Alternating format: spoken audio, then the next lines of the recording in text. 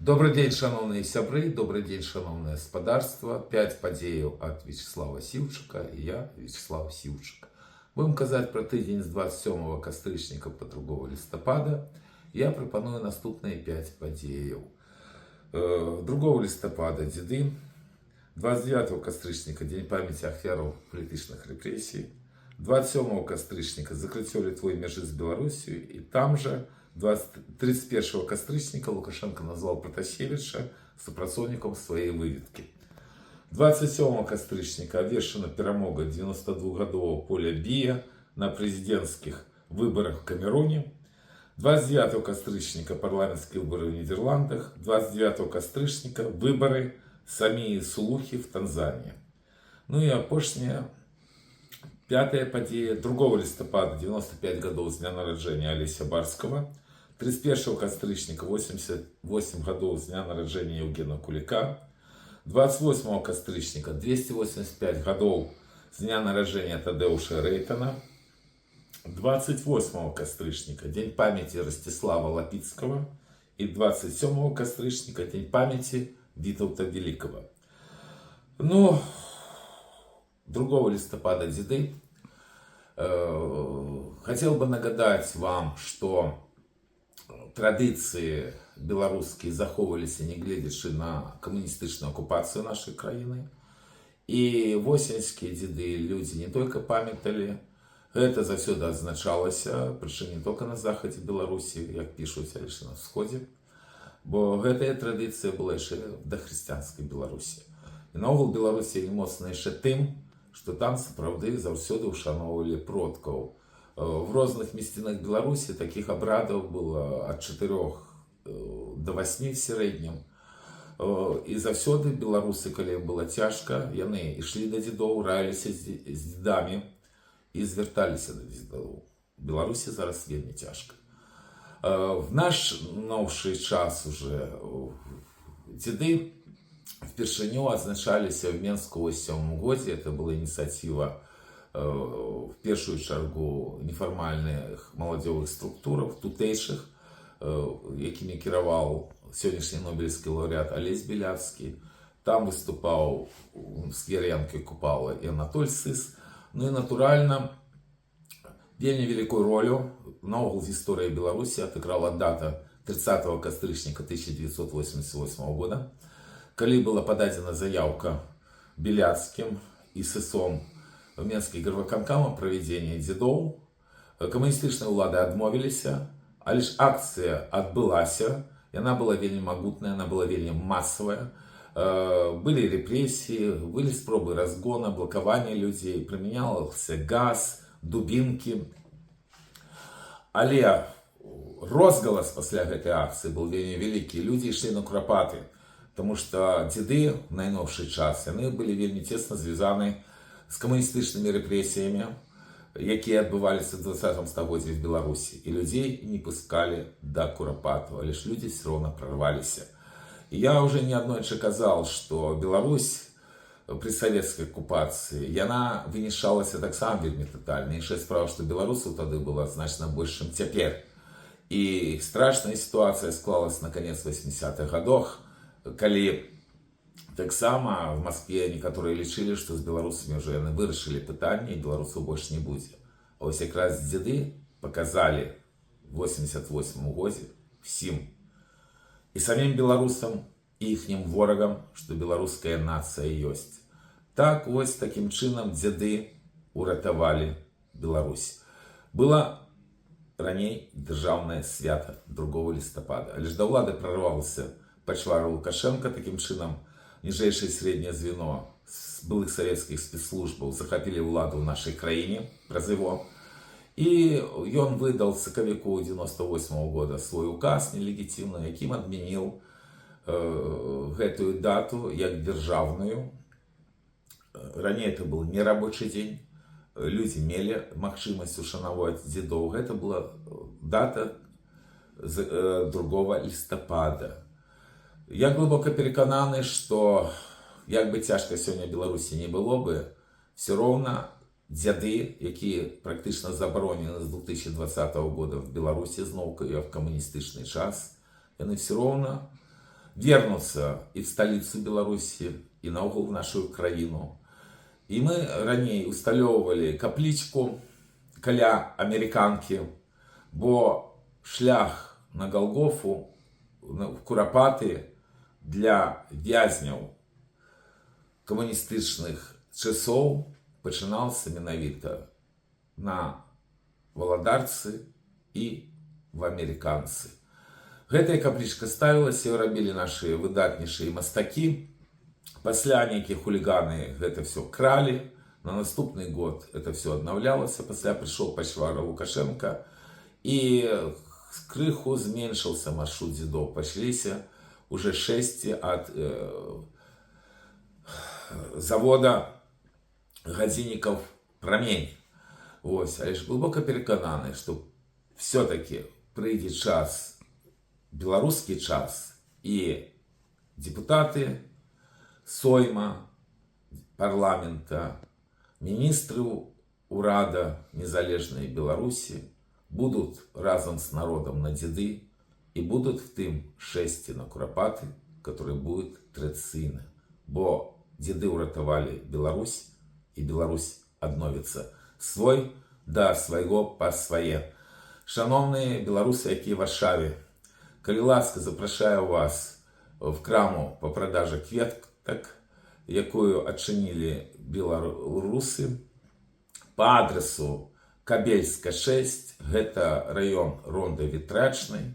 Кому трэба букеты, калі ласка, замаўляйце свой да свайго па свае. 29 кастрычніка траурная дата для Беларуси, потому что в 1937 годзе расстреляны были выбітнейшие представники интеллигенции. Гэта страшная ночь с 29 по 30 кастрычніка. Адбываліся акции в найновшы час, розныя часы, а на 70-годзе репрессий 1937 года был створаны громадский оргкомитет. По выніках працы этого оргкомитета был проведен громадский трибунал над коммунизмом, и коммунизм был осуджен. И теперь треба только чекать, когда все-таки держава отрымает белорусскую уладу и сама проведзе таки трибунал, бо все остатнее уже зроблено. Кроме того, по инициативе этого оргкомитета было пропоновано, каб 29 кастрычніка было днем памяти ахвяр політычных репрессий. Потому что во всех краинах, якія были под коммунистычной уладой, такой день есть, за выключением только Беларуси. Ну и каб замацаваць гэтую дату в календары, рух солидарности разом, пачынаючы з 2007 года, что месяц в Курапатах проводил акции 29 числа, каб нагадать белорусам про гэтую дату.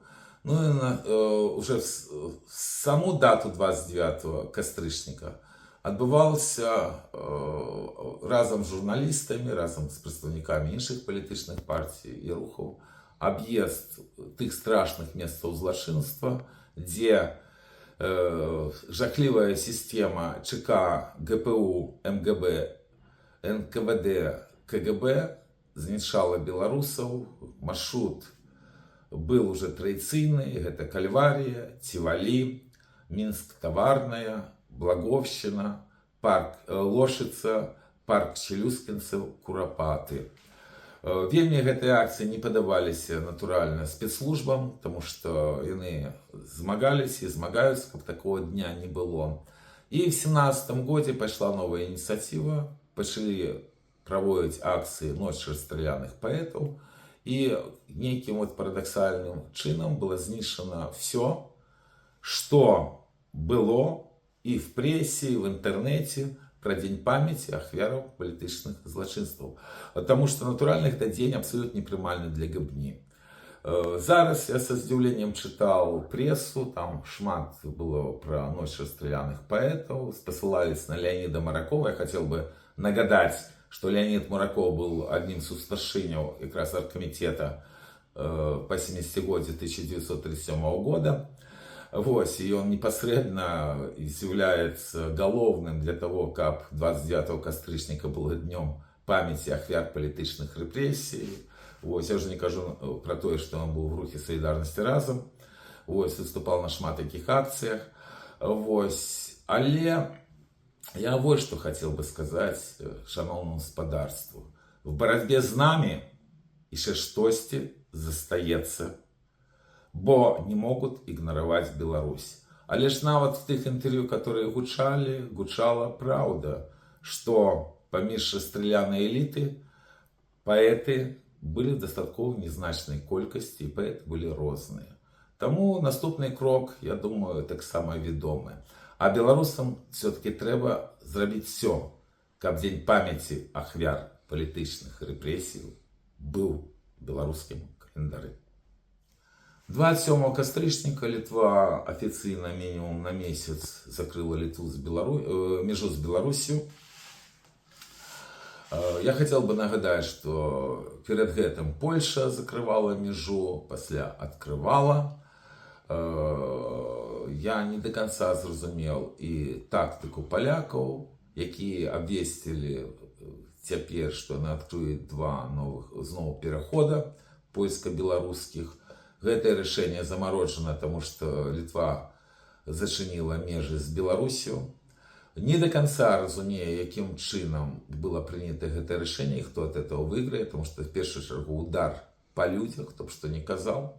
Что тычыцца гэтых баллонов, что тычыцца контрабанды сигаретаў, так на гэтай контрабанде Лукашенко падымаўся десятки гадоў, вялікія грошы рабіў. Натуральна, это рабілось все і пра спецслужбы, і пра мясцовых контрабандистаў. Чаму менавіта зараз все гэта выбухнула? Ну, мне невядома, але ж я боюсь, что гэта все может мець зусім іншыя наступствы, чым зараз шмат хто думае з каментатараў і экспертаў. І тут якраз вельмі цікавае интервью дал Лукашенко 31 кастрычніка, где он сказал, что всем ведомый Роман Протасевич, и он его агент. Пошли одразу грозные домыслы. Чамусьці так знову вернулась тема, которая меня, в принципе, не задовольняла еще и больше, чем 4 года тому назад, типу наш роман.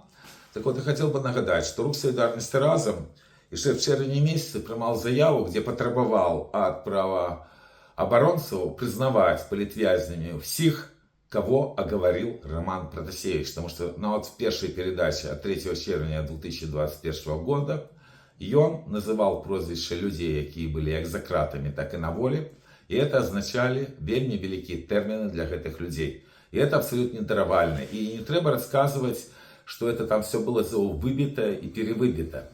Потому что катования в лукашенковских карных структурах белорусских патриотов начались не в 2020 году. Людей и ранее ломали, и нават сбивали. А после кровавой недели 9 жнивня 2020 года это наогул было поставлено на поток.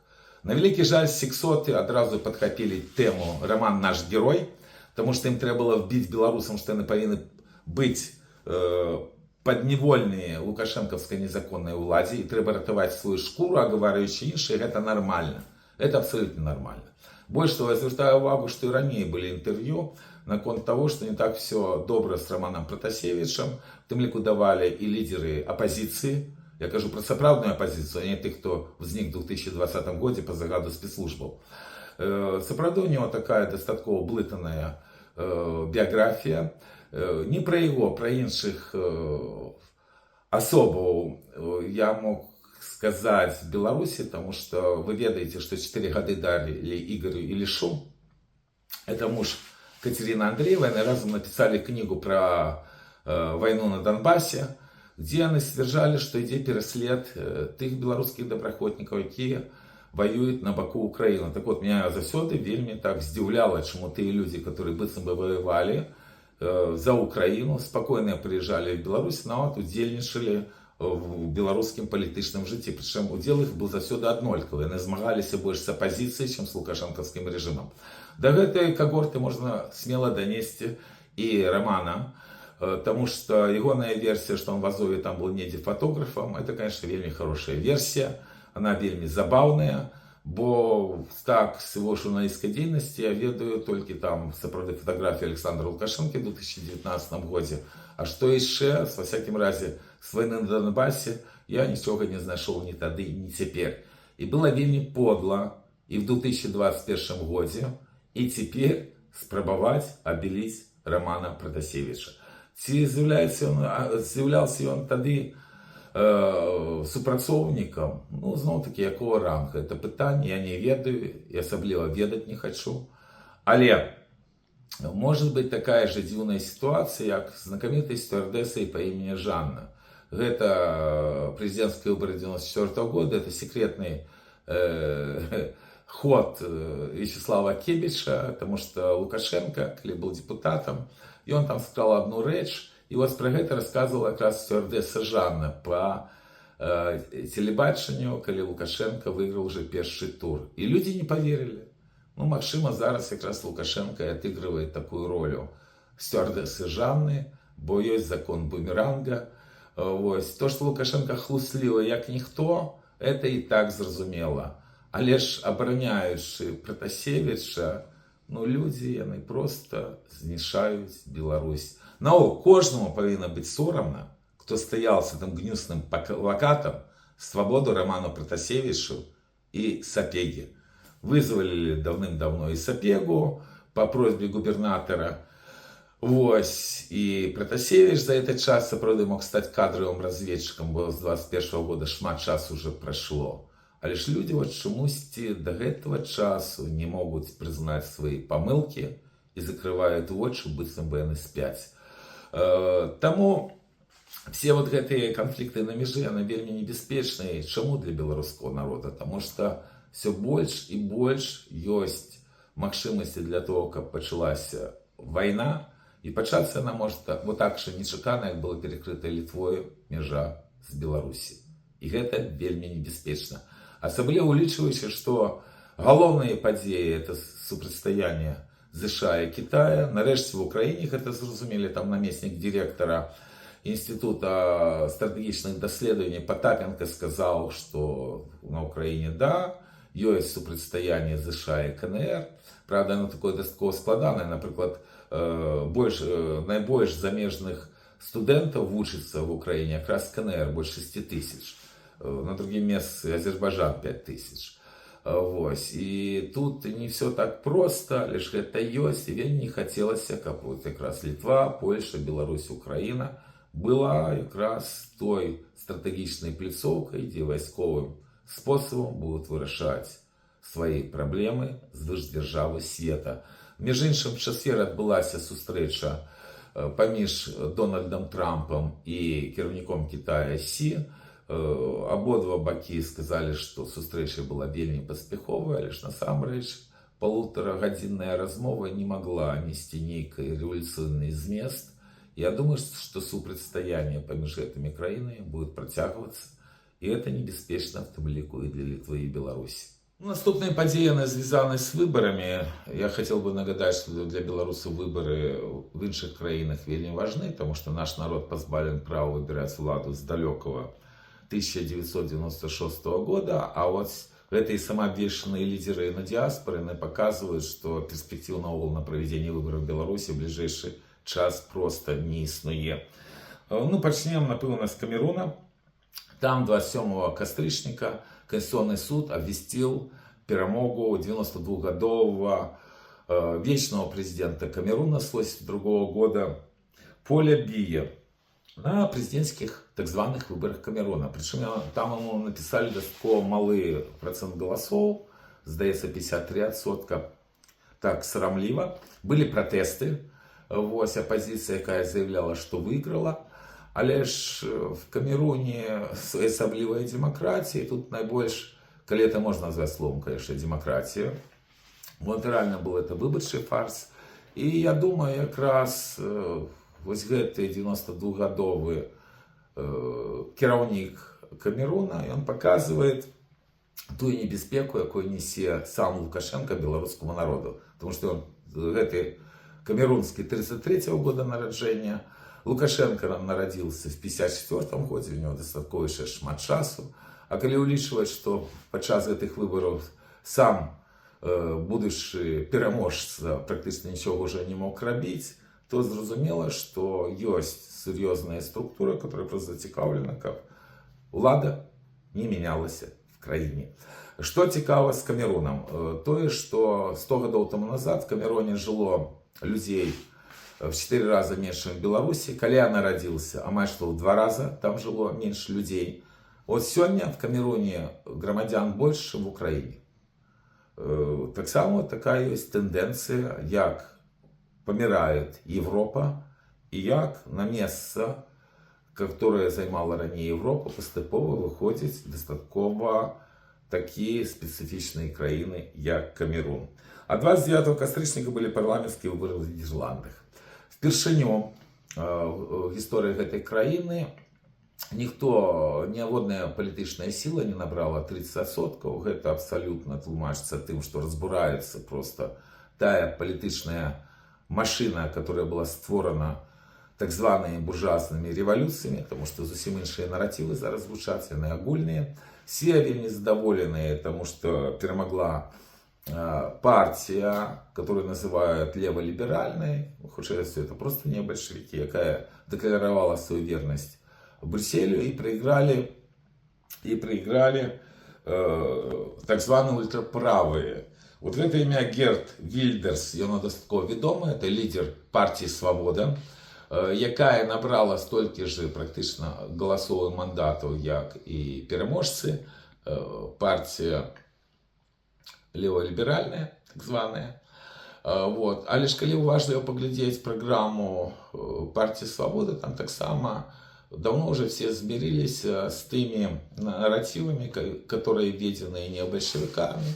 Фишка этой партии «Свободы» то, что они змагаются с исламистами. Им оппонируют, что мусульман не так шмат в Нидерландах, всего там 5%, на самом деле больше. Потому что есть еще проблема нелегальных мигрантов, где так само шмат мусульманов. Але 4 буйнейшие города Голландии, Нидерландов, пробачьте, яны в основном уже заселены мигрантами. И вельми великая колькость мигрантов поміж насельництва Нидерландов. Тим легко и сам лидер ультраправых, у маті змешанное походження. Нидерландско-индонезийская. Индонезия была колонией Нидерландов. Ну и коли поглядеть на те же сборные Нидерландов, они стали не вельми европейские на выгляд, еще давным-давно, еще годов 30 тому назад. Одна из первых сборных, где натурально шмат было не европейцев в складе. Теперь тем больше. В чым еще там есть вельми забавная речь. У тым, што, на мой погляд, насамрэч, крах вось гэтай партіі «Свободы», адносны на выбарах, бо она все равно шмат галасоў набрала, вось, яшчэ звязана з тым, што там вялікая жыллёвая праблема для моладзі. Вот. І партія «Свобода», калі мінулы раз набрала значна больш галасоў і на адзін з мандатаў большым цяпер, яна абяцала эту жыллёвую праграму вырашыць, жыллёвую праблему. То же самое паабяцала партія, которая впершыню может сформовать урад в Нидерландах. А вот с гэтым, я боюсь, будут проблемы, потому что для этого треба гроши треба зараблять, а не большевики заняты зусім іншым. Больше того, Нидерланды еще чем уникальная краіна в тым, что больше трети территории и ниже ўзроўня мора, а ўзровень мора поднимается. Тому у Нидерландов насамрэч вельмі кепскія перспективы по всех показчиках. Як яны выкруцяцца, я не ведаю. Але ж, напрыклад, будаўніцтва жыллё за крэдіты, оно можа нават выклікаць агульнаеўрапейскі кризис, потому что агульная валюта евро, гульденов нема. Ну и тады ніякія дэкларацыі, якія хорошыя Брюссель уже никому не дапамогуць. Ну и самое апошняе с выборов, оно вельми страшное, это выборы в Танзании.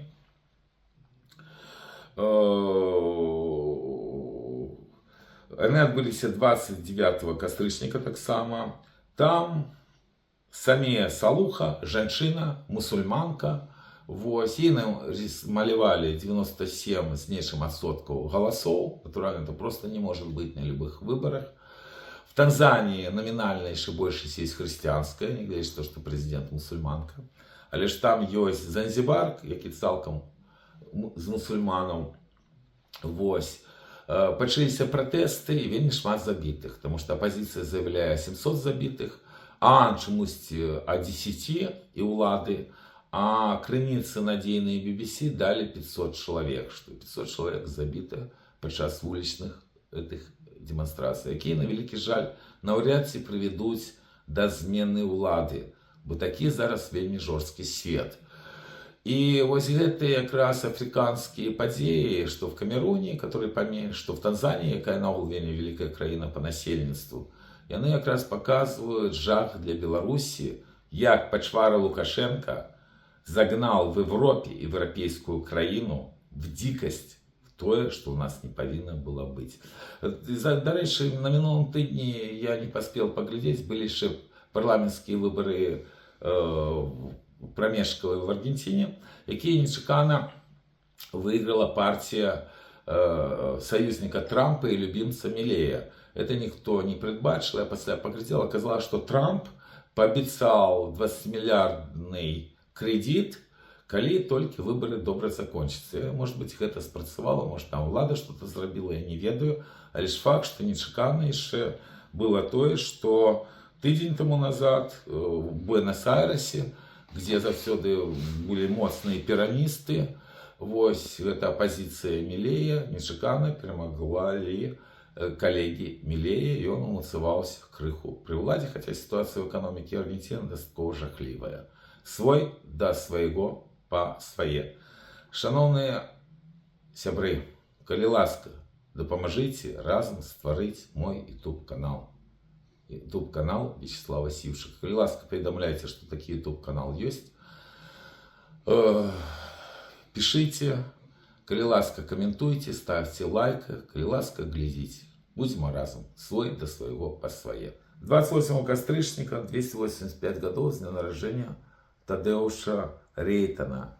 Знакомитый депутат от Новоградского воеводства на Сойм Речи Посполитой, який вошел в историю ведомой фразой «Топчите мои груди, не топчите мою отчину».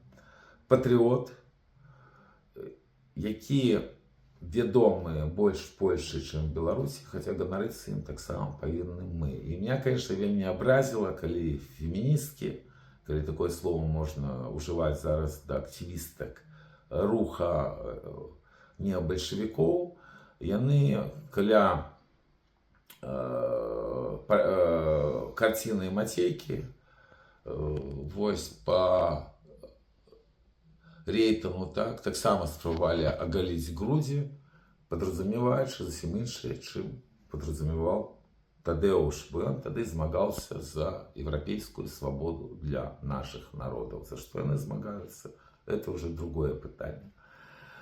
Вельмі не хотелось бы, как отбывались подеи, коли ничего немагчыма зрабіць, акрамя того, як порвать на своей груди кашулю и сказать: «Топчите меня». Это страшный лёс, это страшный лёс Речи Посполитой. И сведкам гэтага разбора Речи Посполитой тремя империями и супротивником гэтага процесса был как раз Тадеуш Рейтер, який вошел в историю як герой Польши, Беларуси и Литвы. И 28 кастрычніка это день памяти Ростислава Лапицкого.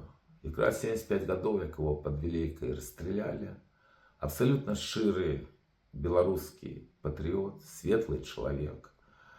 Я вельмі удзячны был всем тым людям, якія ушановывали память Ростислава. Між іншым, гэтая дата таксама могла быть нават в народном календарі днем памяти ахвяр політычных репрессий.